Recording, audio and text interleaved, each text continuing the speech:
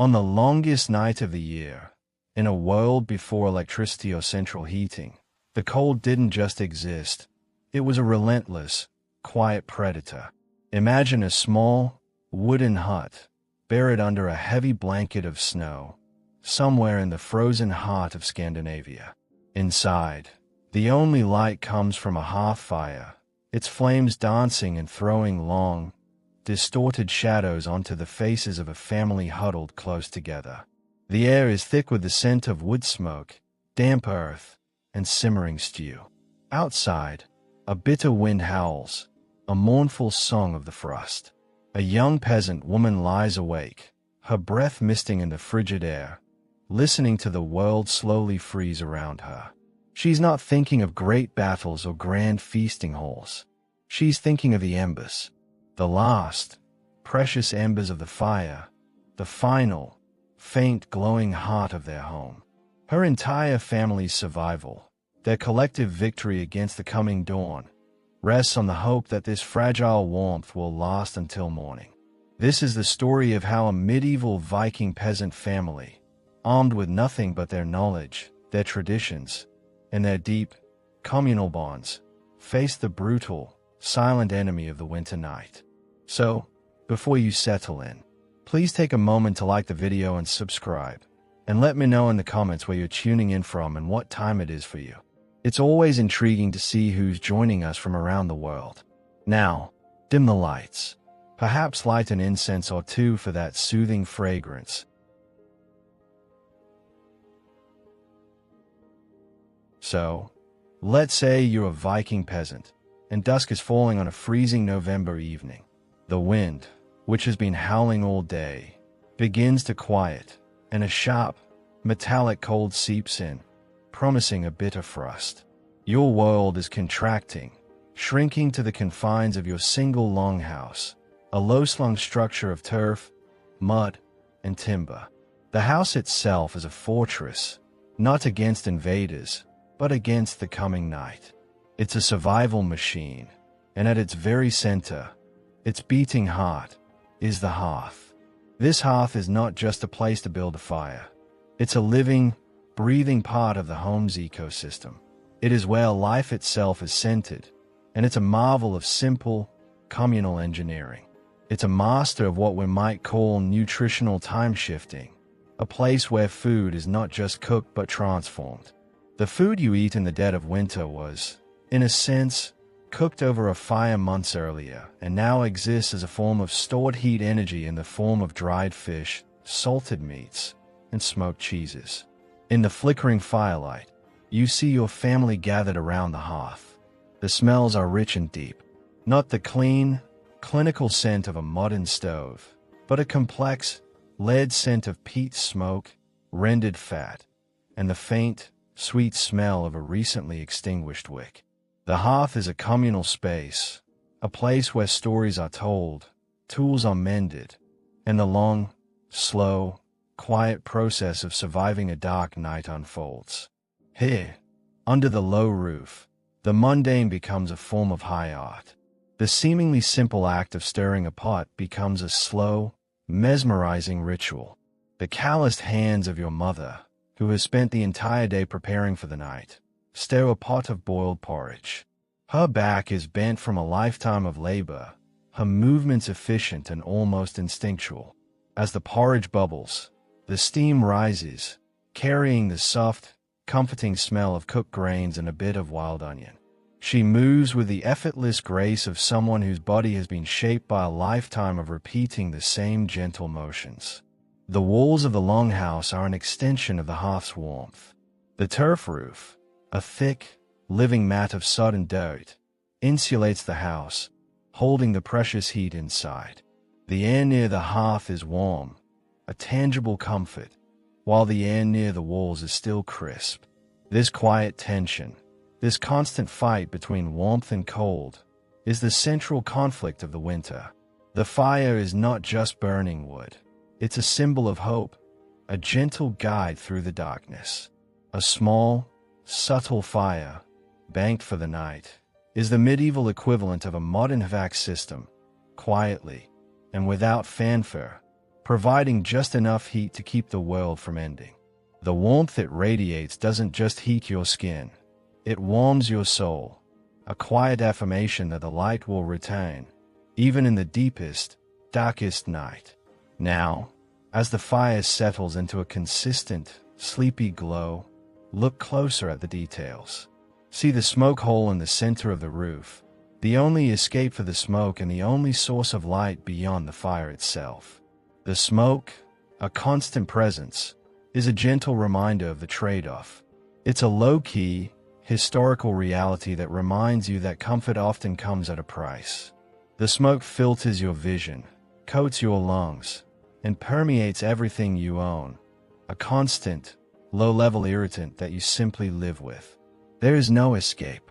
This is a quiet, subtle hardship, a small, constant, physical reality that is so integrated into your life that it's barely noticed, a testament to the resilience of a people who have learned to endure. And beyond the heat, the hearth is also an archive of knowledge. It is here that techniques for preserving food, passed down through generations, come to life. The slow, patient process of smoking meat and fish, of salting vegetables, and drying herbs.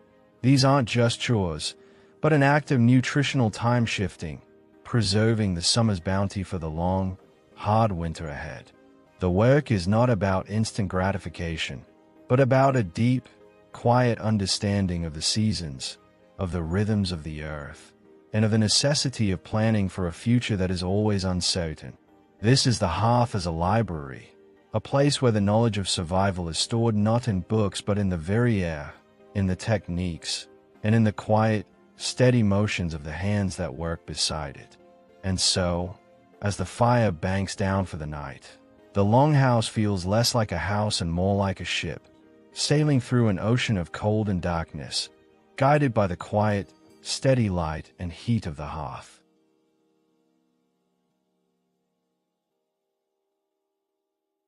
With the warmth of the hearth settled in and the longhouse secured against the biting cold, our focus shifts from the source of heat to the source of energy for the long night ahead.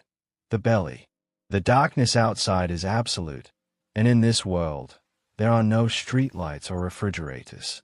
The long, deep night has just begun, and it demands fuel. But what do you eat when the ground is as hard as iron, the rivers are frozen solid, and the last of the harvest is a distant memory? This is where the quiet genius of the Viking peasant truly reveals itself. Their winter diet was not a feast, but a carefully managed, almost scientific system of survival. It was a form of culinary cryptography, a way of taking the fleeting, chaotic energy of the short, frantic summer and decoding it over the course of the long, punishing winter. The central mystery of the winter diet is not how they found food, but how they kept it from spoiling. Food preservation was a constant, almost ritualistic practice, a slow, patient defiance of decay. Think of the long, wooden racks that stood outside the longhouse in late summer and early autumn, looking like skeletal remains against the gray sky. On these racks, hundreds of cod and other fish were hung to dry in the wind and sun. The result was stockfish, a food so dense and dry it could be broken with a hammer. Its scent was a faint, salty promise of a future meal, a brittle, tangible assurance that hunger would be held at bay. The process was a quiet testimony to their understanding of the elements, letting the wind and sun do the work, patiently transforming a perishable fish into an enduring resource. But the diet was not just about drying. There was also the deep, comforting work of salting and fermenting. Imagine the heavy, satisfying thump of a piece of meat being pressed into a barrel of salt. The salt, a precious and valuable commodity, was a guardian, warding off decay and holding time at bay. The flavor it imparted was not an afterthought. It was a fundamental aspect of the food's identity, a taste of both the past and the future. The sensory world of the winter diet is one of deep, earthy flavors, and it's a world that is lived primarily in stews and pottage, cooked slowly over the hearth fire for hours on end. Into a single pot would go everything: the rehydrated, softened stockfish, the carefully rationed salted meat, dried root vegetables like parsnips and turnips, and foraged herbs. The flavors would meld and deepen over time, creating a rich, savory broth that, to a modern palate, might seem simple, but to the Viking peasant was a complex, comforting blend. The food was not a delight for the palate, but a quiet, methodical replenishment of the body's depleted reserves. It was a subtle strategy, a quiet form of sustenance that was, in its own way, beautiful. The meal was not about enjoying flavors, but about a deep, instinctual sense of survival. What about those quiet, insidious hardships we spoke of, like the scurvy that would plague later explorers? The Viking peasant's diet, while seemingly grim, held a silent hero: fermentation. The process of fermenting food, from dairy to vegetables, was a form of chemical magic. This quiet, unseen process, bubbling away in wooden barrels and clay pots in the cold corners of the house, broke down nutrients and created new ones, including the vital vitamins that prevented the sickness of the long, sunless winter. Think of the taste of sour milk or fermented root vegetables, a sharp, tangy flavor that might seem off-putting to modern tastes, but was a key to their health and survival. This quiet chemistry, a silent biochemical factory working in the dark, was their salvation. It was a humble, silent hero of the long, dark nights. But this careful system came with its own subtle hardship, the relentless monotony. Day after day, the flavors remained largely the same: salty, earthy, and often sour. The meal was predictable, a repetition that could be both comforting and maddening. The psychological struggle of eating the same flavors month after month was as real as the physical one. This was not a life of culinary exploration, but of quiet, resigned acceptance. Yet, within this monotony lay a profound comfort.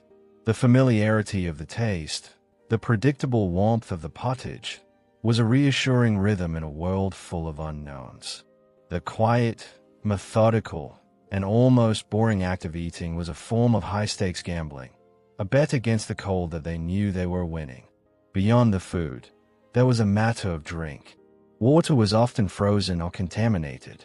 The solution was low-alcohol beer, a liquid calorie that was a key part of the diet. The brew was made from barley and oats and was often weak, but it provided calories, was safe to drink, and helped with digestion. The act of drinking a warm, slightly fermented brew by the hearth was a small, quiet pleasure, a moment of relief in the long night. The yeasty, earthy smell would mingle with the smoke of the cooking food, creating a complex, layered scent that was the very essence of a Viking winter. And so, as you sit there, in the dim light of the hearth, spooning warm pottage into your mouth, you are not just eating. You are engaging in an ancient, intimate act of survival. You are taking the sun and the summer, preserved and hidden in the flavors of the food, and transforming them into the energy needed to face another brutal winter night. The feeling of warmth spreading through you after a meal, a sensation that came from a deeper place than the fire itself, was a feeling of triumph. It was a quiet, earned sense of peace that nothing in the harsh world outside could touch.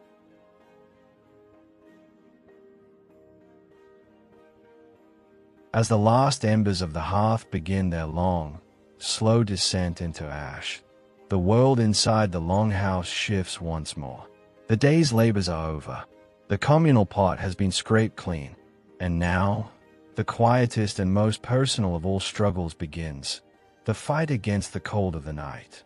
This is not the dramatic, all-consuming cold of a blizzard, but the methodical, creeping chill that finds every crevice and every flaw in the structure. It's a quiet tension, a subtle, cold war waged against the body. So, how did they win this quiet war? How did they find a way to rest in a world so defined by its hostility? Now, let's turn to the intimate, interior world of the longhouse after the lights go out. The concept of a private bedroom is a distant, futuristic fantasy.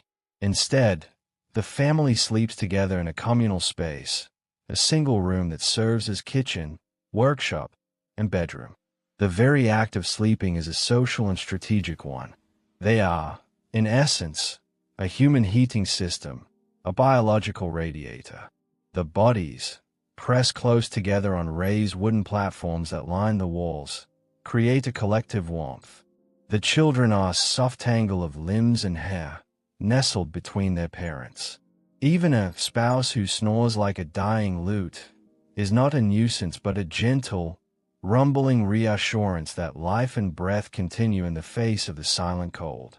The warmth they generate is a precious, finite resource, and they share it freely, without thought or question. The bed itself is not a mattress but a meticulously crafted mound of natural materials. Laid on the wooden platform are thick layers of clean, dry straw, which provides a comfortable, rustling base. It acts as a natural insulator, trapping the body heat from below. Over this, they would place animal hides, the rough, sturdy hide of a cow for a base layer and softer, more luxurious furs from deer or wild boar for blankets. The texture of the furs, the almost imperceptible scent of the wild still clinging to them, is a tangible comfort. This bedding is not merely for comfort. It is a meticulously engineered system of warmth. The sound of a sleeping person shifting is a soft, rhythmic rustle of straw, a lulling sound that is a part of the quiet symphony of the longhouse at rest.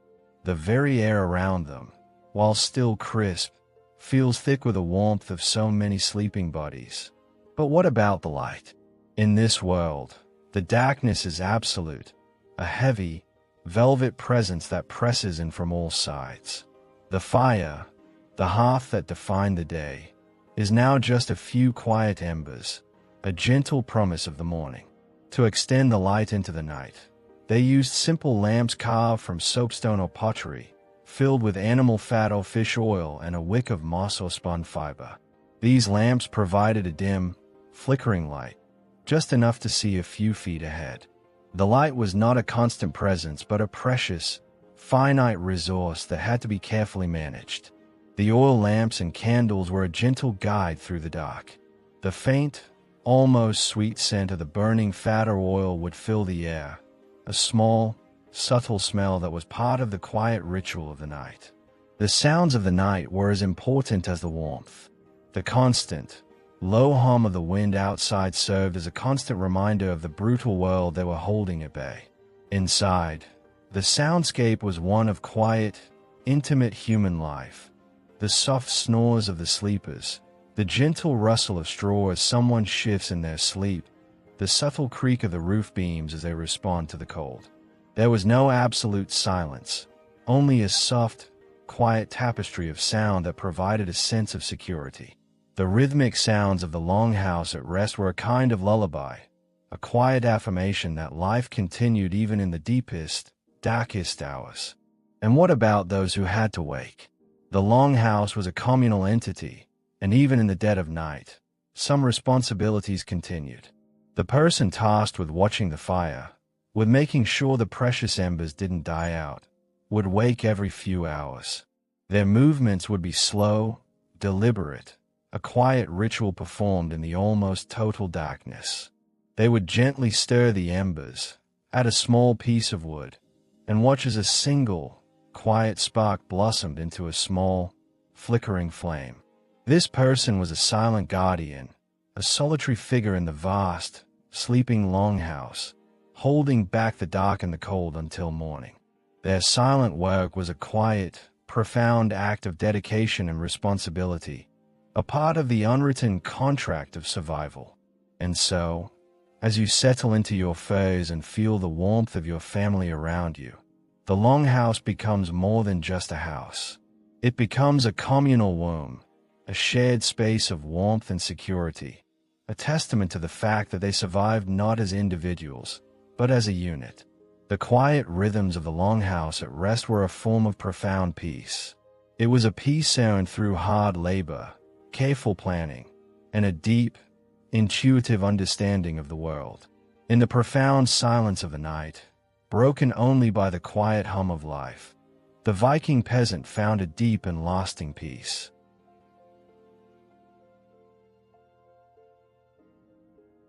As the warmth of the communal sleep begins to fade with the coming dawn, another layer of survival is needed, one that the longhouse cannot provide. The deep chill of the night, which has been held at bay by the hearth and the huddled bodies, now makes its presence known, seeping through the walls and settling on the cold floor. To venture outside, to begin the day's quiet work, requires a second, more intimate fortress, your clothing. This is not a fashion statement, but a meticulously crafted system of laid defenses. It is a personal microclimate, a small, portable universe of warmth that you carry with you. Now, let's explore this second layer of defense. The raw material for this fortress is, for the most part, wool. Think of the humble sheep, a constant, wool-bearing presence in this world. The process of turning its fleece into a garment is a long, methodical, and deeply personal one. Imagine the sound of the wool being carded, a rhythmic, scraping sound as the raw fibers are untangled and straightened.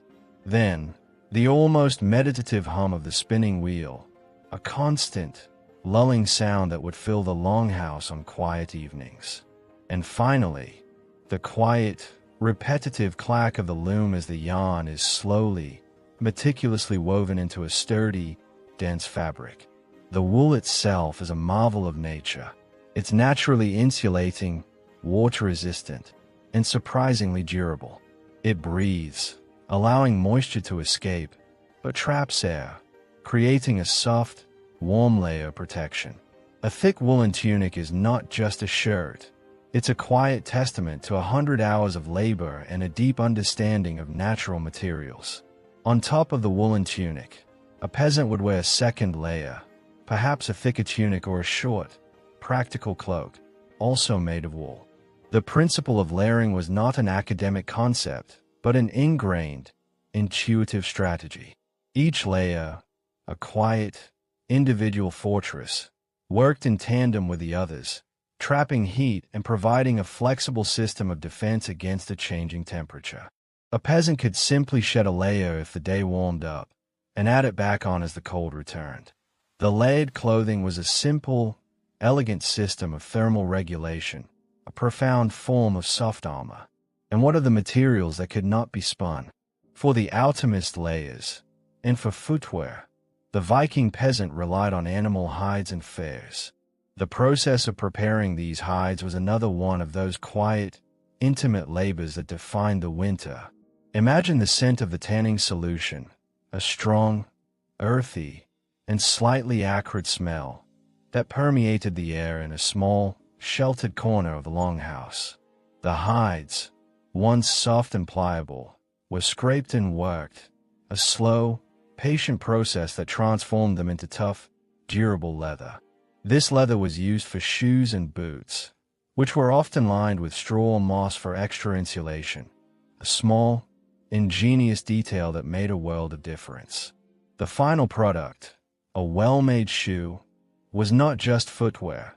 It was a quiet, almost sculptural work of art, a symbol of protection from the raw earth and the biting cold. For the harshest days, a heavy cloak lined with fur would be added. The fur was not just for warmth but for psychological comfort as well. The feeling of a thick, soft pelt against the skin was a profound reassurance, a visceral connection to the world of warmth and life. The visual of a peasant walking through the snow, wrapped in layers of wool and fur, is one of quiet, dignified strength. They move with the confident, steady gait of someone who is fully prepared for the world around them.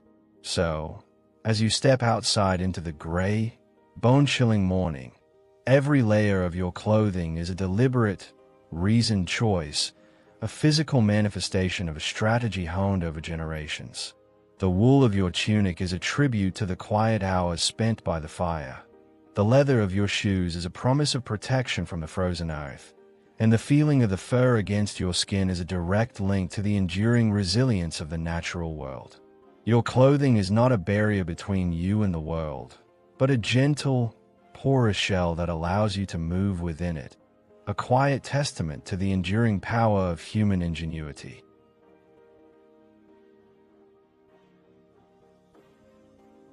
The warmth of the longhouse is a memory. The comfort of the furs and the shared heat of the family has been traded for the brutal reality of the winter morning. Stepping outside is a shock to the system, a visceral reminder of the world you are up against. The air is so cold it feels like a physical presence in your lungs. The ground is hard and unforgiving. The light, when it comes, is a weak, pale gray, a quiet mockery of the bright sun of summer. But there is no time for contemplation. The day's work is not a choice. It is a necessity, a relentless, quiet labor that defines the rhythm of survival. The first and most immediate need is fuel for the fire. The hearth, the beating heart of the home, cannot survive on good intentions. Every day, the Viking peasant would have to venture out to find and chop wood. This wasn't a job for a few hours, but a constant, grinding, daily task. Imagine the quiet, rhythmic sound of the axe hitting the frozen wood, a sharp, clean sound that echoes in the stillness of the cold air. The wood, which has been gathered throughout the year, is now a precious commodity. It must be carefully chopped and split, and every piece must be used. Nothing is wasted. The small, rhythmic movements of the body, bending, lifting, and swinging the axe, create a small, contained warmth, a temporary comfort in the biting cold. The sight of a stack of firewood, neatly arranged beside the longhouse, is not just a sign of a completed task. It's a symbol of security and a promise of warmth for the coming night. But the work extends far beyond the hearth. The animals, a crucial part of the survival ecosystem, also require constant care. The chickens and pigs, which were a source of food and valuable fat, had to be fed and watered. Their enclosures had to be cleared of snow. Imagine the soft, rhythmic sound of a shovel scraping against the frozen ground as you clear a path for the animals. The sight of your own breath hanging in the cold air, a fleeting, vaporous reminder of your own frailty. The animals themselves were a source of comfort, a quiet, reassuring presence in the bleak landscape. Their survival was your survival. Every small, seemingly insignificant act, refilling a water trough, clearing a path, was a part of a larger, grander system of interdependency. And then there was the maintenance of the longhouse itself. The turf roof, which provided such good insulation, was a constant source of concern. The weight of the snow and the freezing and thawing cycles could cause cracks and leaks. Imagine the slow, patient work of patching a section of the roof, the cold mud and sod sticking to your fingers. It's a quiet, humbling task, a physical conversation with the house itself, a way of saying, I will take care of you, and in return, you will keep us safe. The work was not about speed but about thoroughness. A flaw in the roof could be a fatal flaw. The days themselves were short. The sun would rise late and set early, and the light was a precious, finite resource that had to be carefully managed. The rhythm of the day was dictated by the sun. You worked when there was light, and you rested when there was darkness. The very concept of time was tied to the movements of the sun and the moon, a deep, intuitive understanding of the cycles of the natural world. There was no clock, no schedule, just the gentle, relentless push of the earth turning on its axis. The work was also a form of social currency. The community was small and interdependent. You might help your neighbor split wood, and they might help you patch your roof. The quiet, rhythmic work created a form of nonverbal communication, a subtle understanding of shared struggle and mutual reliance. The sight of a column of smoke rising from a neighbor's longhouse was a quiet, reassuring signal that life continued, that they too were winning the long, quiet war against the cold. So, as the day unfolds, every movement, every task, is a part of a quiet, relentless dance with the winter. The cold air is a constant companion, but it is not a surprise. You move with a quiet, efficient grace, your body a testament to the thousands of hours of this same repetitive labor. The work is not about glory or triumph, but about a quiet, profound act of resilience. It is a testament to the enduring human spirit, a spirit that finds meaning and purpose in the simple, monotonous, and life-sustaining rhythm of the day.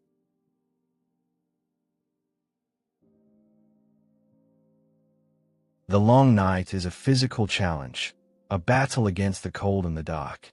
But it is also a psychological one.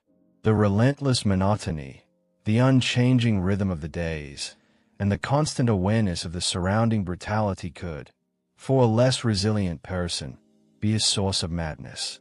For the Viking peasant, however, the winter was not a time of despair, but a quiet, almost spiritual period of introspection.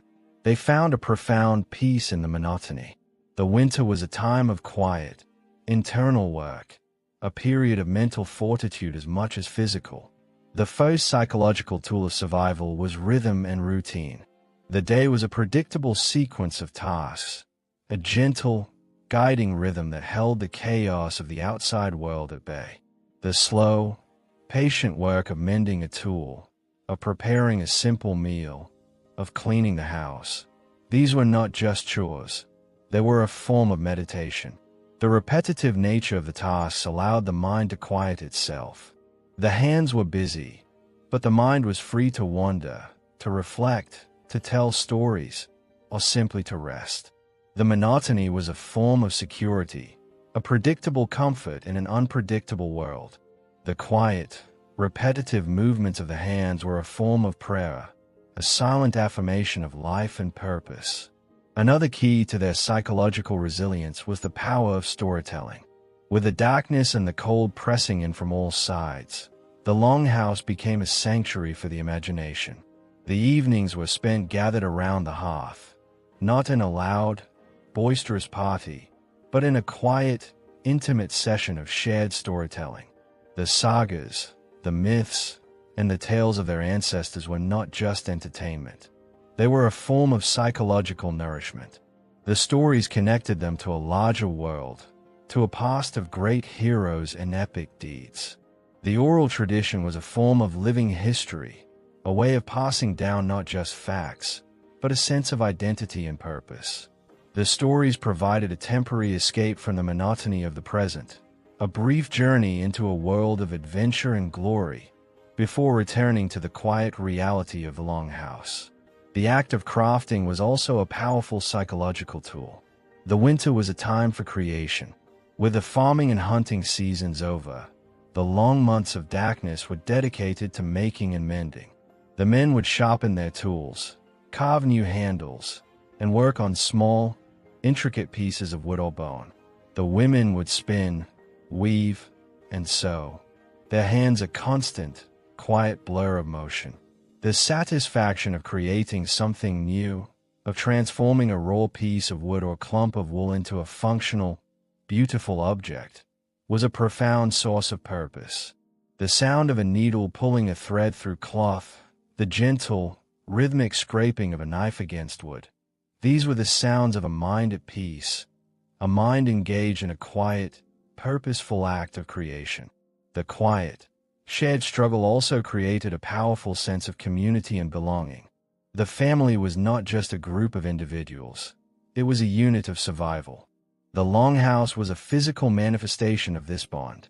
In the profound intimacy of the shared space, there was no room for individual isolation. The silent, unwritten contract of mutual reliance was a powerful psychological comfort. You were not alone. Your survival was tied to the survival of the person sleeping beside you, and theirs was tied to yours. The shared silence, the shared warmth, and the shared struggle were a constant, quiet reminder that you belonged, that you were a part of something larger than yourself.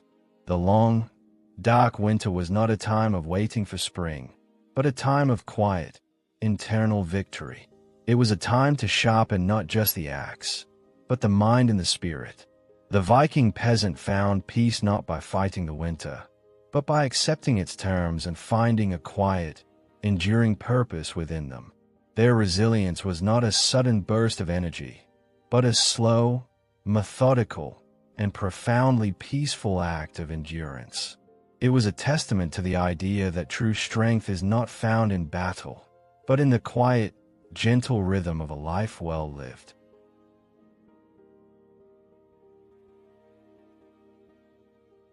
The long, slow, brutal winter night is over.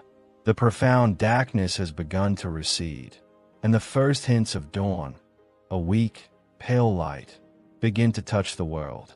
The cold is still a presence, but its reign is weakening. The quiet, intimate symphony of survival that defined the night has given way to the first, hopeful sounds of a new day. In this quiet moment, as you feel the warmth of the first, weak rays of sun on your face, it's worth pausing to reflect on what has just transpired. For the Viking peasant, survival was a form of quiet triumph, a victory that had nothing to do with glory or conquest and everything to do with patience, resilience, and a deep, intuitive understanding of the world. This was a new kind of glory. In our modern world, we associate victory with dramatic moments, a game-winning shot, a decisive battle, a sudden, bold success. But for the medieval peasant, victory was a slow, methodical accumulation of small, quiet triumphs. The victory was in the hearth, still glowing with embers after the long night. The victory was in the body, which, though tired, was warm and fed. The victory was in the animals, still alive and well cared for. And the victory was in the mind, which, though tested, had found a way to find peace and purpose in the relentless monotony. This was the profound truth of their existence. They won not by defeating the winter, but by outlasting it, by enduring its brutality with quiet strength. The lessons of the winter were not just about survival. They were about a deeper understanding of life.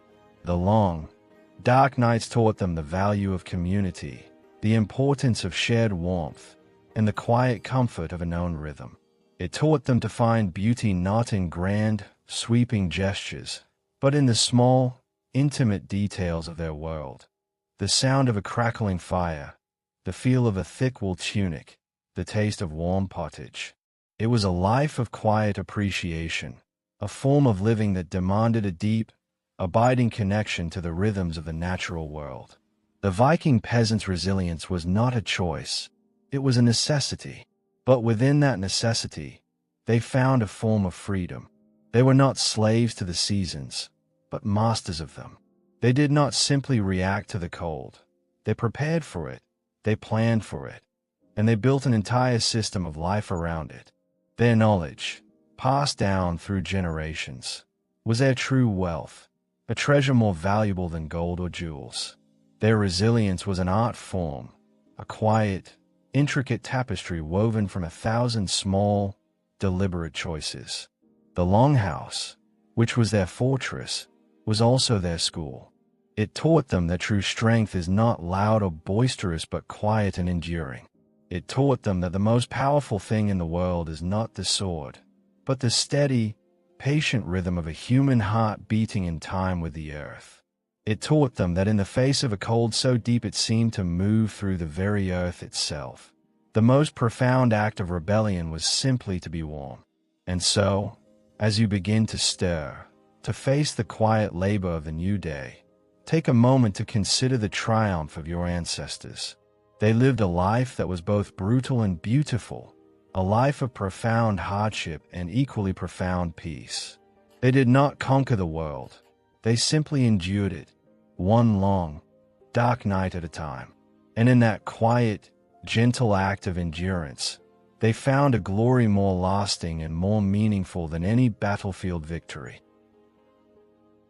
The long, dark night of the medieval Viking peasant has come to a close.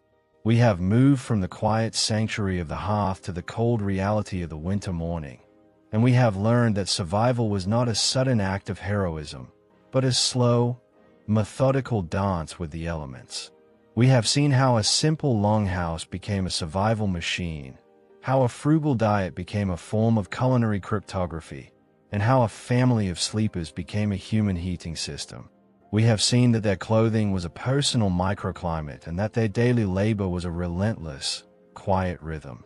And in it all, we have seen that their greatest triumph was not against an enemy, but against the relentless, quiet brutality of the world itself. The story of the Viking peasant is not a story of conquest, but of endurance. It's a story that reminds us that some of the greatest victories in human history were won not with a sword, but with a piece of dried fish, a well-tanned hide, or a quiet, whispered story by a flickering fire. It's a story that teaches us to find comfort in the simple, predictable rhythms of our lives, and to see the profound beauty in the mundane. So, as you go to sleep tonight, nestled in the warmth of your own home, listen closely. Perhaps, if you're quiet enough, you can still hear the gentle echoes of the past.